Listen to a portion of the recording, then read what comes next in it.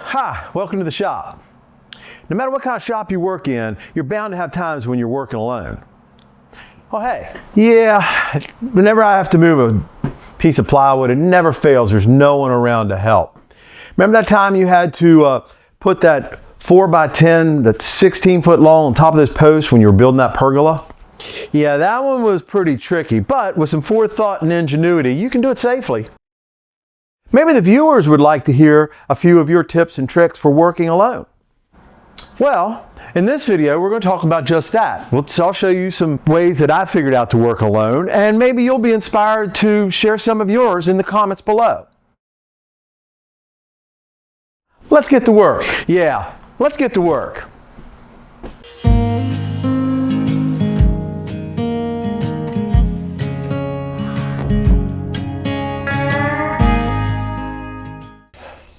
In 1985, my wife and I bought our first home. Didn't take long, and I set up a workshop in the basement. Over the years, we've moved a few times. I've had a couple shops in basements, one in a garage, one in a small 10x10 garden shed. I started out with cheap tools. I have a lot better tools today, but it took a while to get there. But the one thing that was most consistent in all those shops was majority of the time, probably almost all of the time, I was working alone. So in this video, I'm going to share some of the things that I came up with to solve those problems. But the main thing that we got to deal with, obviously, is safety. The other two issues that I think are important that I really worked on the most was material handling, whether it's heavy or big, and then it's processing, whether that's machining, ripping, planing, joining, or complex glue-ups and things like that, where you just kind of really need that extra hand. How do you address those things? So let's get started talking about safety.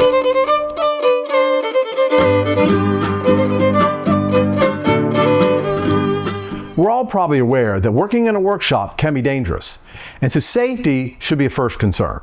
We know about wearing hearing protection and a dust mask and these safety glasses, but if something goes south and you need something in an emergency, you want to have something like this first aid wall. I don't have to go through cabinets to find what I need. They're all right here, easily accessible, and can grab if I need them. I have a tourniquet, I have a burn kit, eye wash, a first aid kit for things like small cuts or something like that. So I have Band-Aids, things like that in it. I also have a mirror in case I have something in my eye, and a set of tweezers here to get a splinter out or something. In case it's a non-personal emergency, I have a fire blanket and a fire extinguisher. So they're all right here, and I know where they're at, and I can go and grab it in an emergency.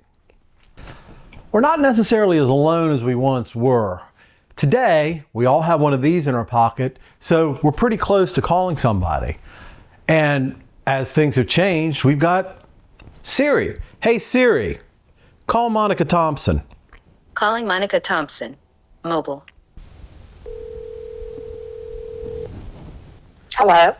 Hey, if this had been an emergency, I could have gotten hold of you. Wow, that's a good idea. What great use of technology there, mister. Thanks a lot. Not an emergency. Yeah, bye-bye. See, that was pretty easy. Now, obviously, if that had been a real emergency, I would have called 911. But I don't want to get arrested, so I didn't just call 911 for no reason. Hey, man. While this video is talking about working alone, I'm not always working alone. I got this guy with me, too. Tanner is a really good help in the garage, in the shop, and I really enjoy having him around. If you get anything out of this video, please like and subscribe. And commenting really does help my channel. And we're trying to build this up to offer you things that you want to see about working in the workshop. And I'd like to know if you got some ideas of things you'd like to see. Right, Tanner? Let's get going, man.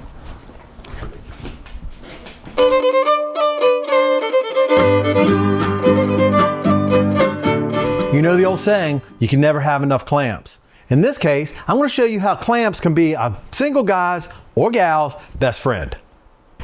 Now at the beginning of this video, I mentioned the pergola that I built on the back of the house. The issue was this beam up here. The beam is two 2x10s laminated together and it stretches clear across. And it was pretty heavy, and I needed to get it up there. So by myself, I had to figure out a way to do this. So here's what I came up with.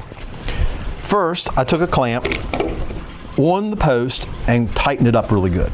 Then, if you'll imagine this 2x4 as that 4x10, I was able to lift this up and put it in place where I needed it. This clamp carrying part of the weight at this point. Then I'm going to put a second clamp on it and tighten it down really good. Now this beam was pretty secure. You can see it'll hold a lot of weight just like that. Then I went to the other post, the other end, lifted it up the same way, then came back to this side, loosened this up. As you can see, it's still holding it.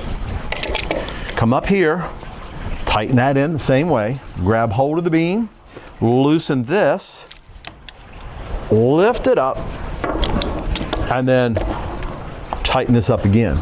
And by using this method, I was able to walk that beam up the post until it got to where I needed to set it in place. Worked for me. You've got to know your limitations, but this may work for you as well.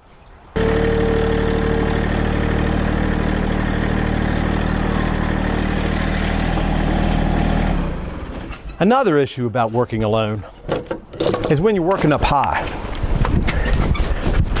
I'm working on remodeling this barn into another workshop, and there's some work up high to put in the lights, and so I'm using a scaffold.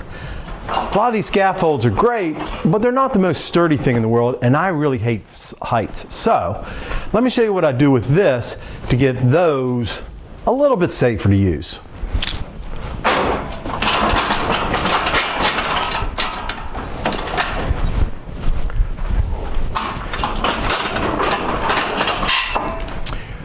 So in order to reach the light above, to get the wiring done, I've laid the scaffold out into the room, so it's underneath the lights where I need it. Then, what I do is I park one end against the beam,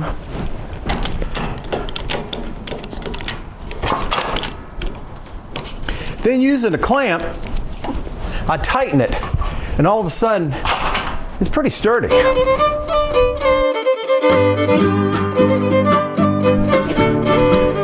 You ever face this problem? You got a board that's a little heavy, can't move it around quite like you want? How about this? Take a couple clamps,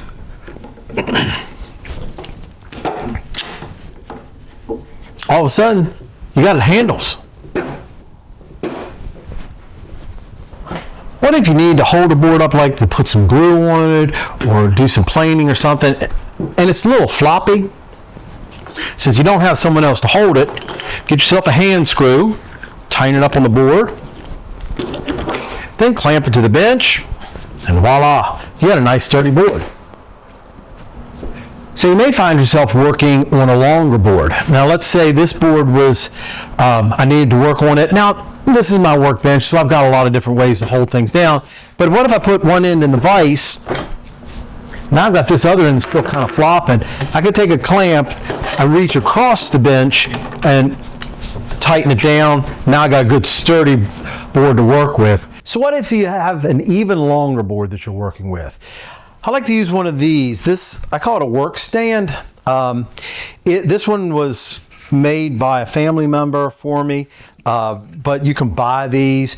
A lot of them have a roller on top, but I like just the board on top. And then if you've got a long board that extends off your bench, you may be clamping that in down or have it so that you can plane the top. This will let the far end rest. And if you need be, the reason I like the just plain board on top is I can clamp it to there as well. So we've looked at how we can use clamps in holding things steady while we're lifting them, or to hold things while we're working on them. So now let's look at some other ways of moving and lifting heavier objects. Now let's talk about plywood. We all know it's awkward and it can be very heavy. I got a half sheet of melamine here. Even at a half sheet, it's a bit tough to move around. One, it slicks, you can't get a good grip on it, and it's that particle board, so it's pretty heavy. So let's let invention take care of us. This is a cart. This one's Festool, but a number of companies make these, or you can make this yourself. The key is it's on wheels and it's got a little foot on the end here. So what I'm going to do is I'm going to bring it in front of the plywood, lock this set of wheels,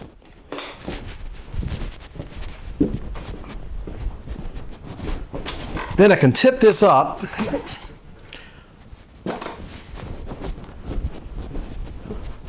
put the plywood on these little sheets, little feet,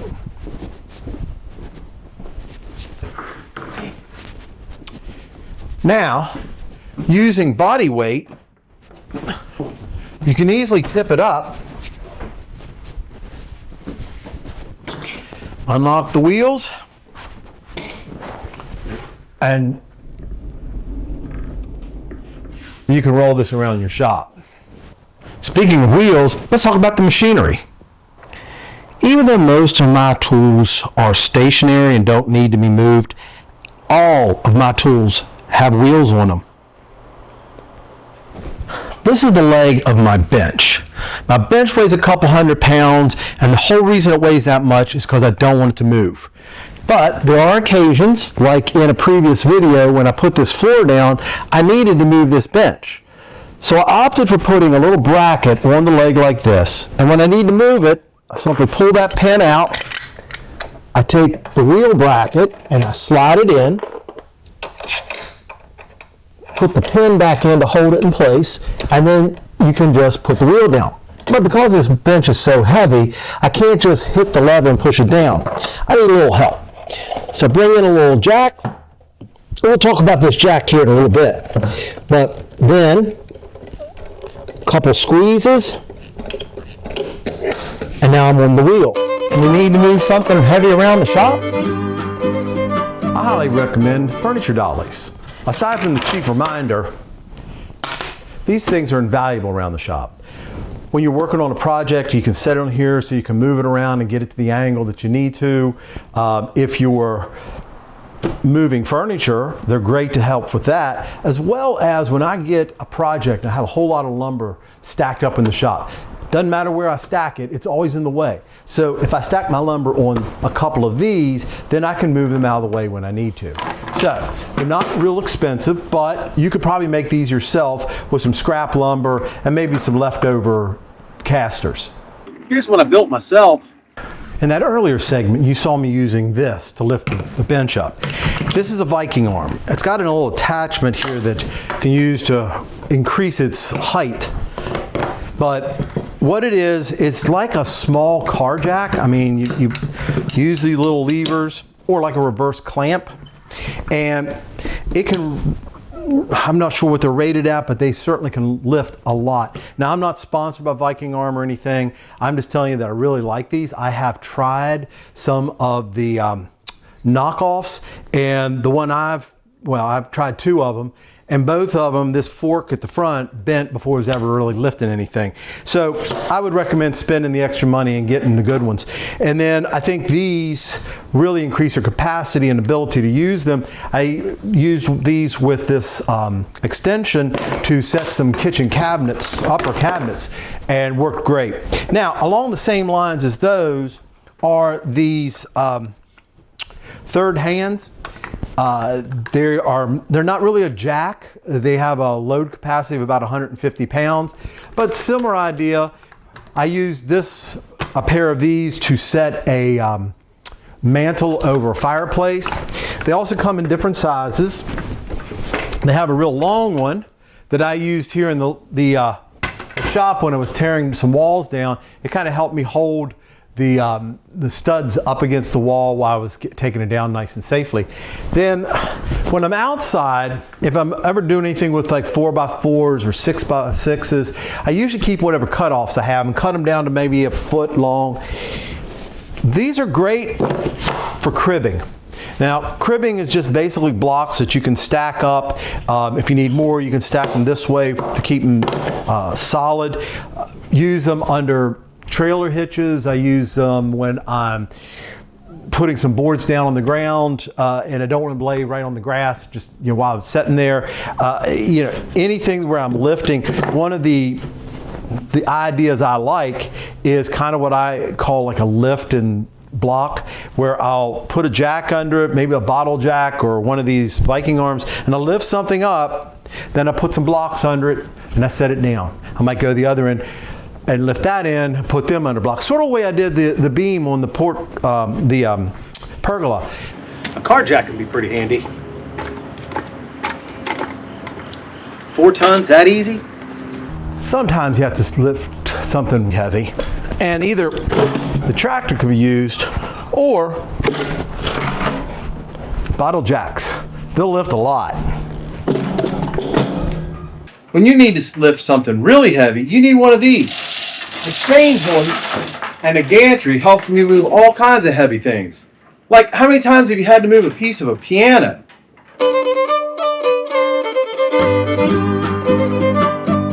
Cutting down large sheets of plywood is another problem when you're working by yourself. The table saw does it well, but it's kind of hard to get it up there and move it around the way you want to. Remember that piece of melamine? We already have it up on this cart. Why don't I just use a track saw to cut it down to size? Now, let's face it, bringing the tool to the wood is sometimes a lot easier than bringing the wood to the tool. What about lumber? I buy most of my lumber from a hardwood store that's rough sawn and 8 to 10 foot pieces. It can be heavy and bulky to use and take to the machine.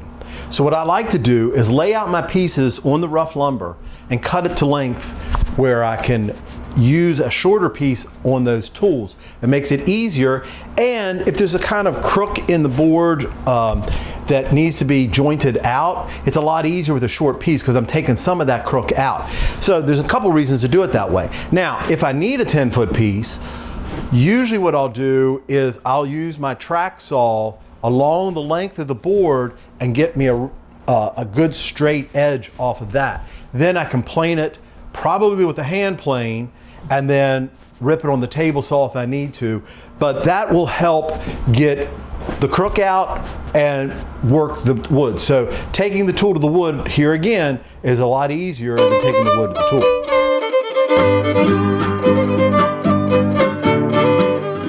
Preparation is a big part of working by yourself. I'm getting ready to do a glue up of a tabletop that's 60 by 40. It's made up of 4 large pieces. I've already gone through a dry run, which I like to refer to as my rehearsal. I've put them all together. I've got all the equipment that I'm going to need ready to go. I've got a mallet, got my glue tub and brush, got the glue. I've got my dominoes in a little tub so that they're all right there and I know where they are. I've taken all my long clamps. I've got them all set up here. They're all opened up completely. The threads, the handles are all threaded out, so those won't be a problem. I made some cawls to hold it flat. I've got those all made up, taped and ready to go. All my clamps for those are ready to go as well. So now, when I get started, I should be able to put this all together.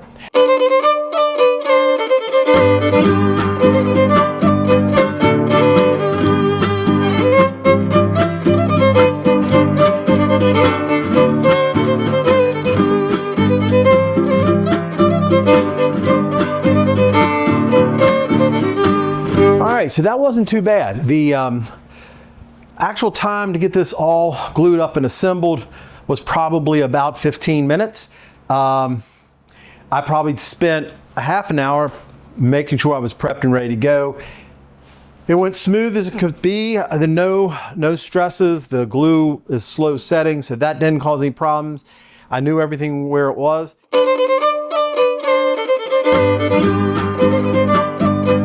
So a number of times in this video, I've talked about bringing the tool to the wood. Now, I use a lot of stationary tools. They help me process more material more quickly. I do recognize that they are inherently dangerous, but I contend that if you understand the tool and you follow those safety guidelines, and most importantly, stay mentally aware, you'll be fine and they're not that dangerous. But I believe in a full hybrid environment where I'm going to use the power tools to do what power tools do best, and I'm going to use hand tools when they're the best. So if I've got a piece that's too big to bring to the table saw or the joiner by themselves or by myself, then I'm going to go back to hand tools. So keep in mind, this number 8 joiner plane will do the same thing as this joiner. Now, the joiner is going to be a whole lot faster, but it's not going to leave near as good a finish as the hand plane.